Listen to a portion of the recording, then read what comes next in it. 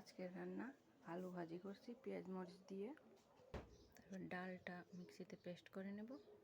তারপর ডালটাকে পেস্ট করে নিলাম, নুন হলুদ পেঁয়াজ দিয়ে মাখিয়ে নেব। তারপর ডালের বড়াগুলি ভেজে নিচ্ছি। বড়াগুলি দিয়ে দিলাম।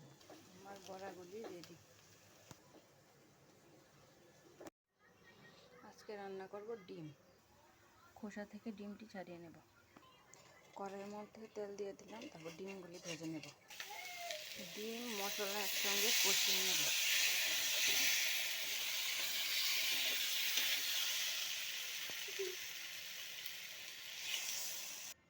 আমার ডিম তরকারি রেডি। আজকে রান্না হলো টমেটো আলু দিয়ে ডালের বড়ি করে তরকারি। আমি মশলাটার মধ্যে টমেটো আলুগুলি ঢেলে দিয়েছি, দিয়ে ঝোল দিয়ে দিয়েছি, টানিয়ে নিয়েছি আলুগুলি।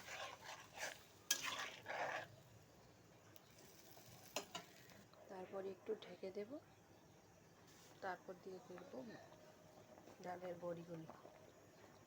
ঢেকে রেখে কিছুক্ষণ পরে এলাচি দারচিনির গুঁড়ো দিয়ে নামিয়ে নেব।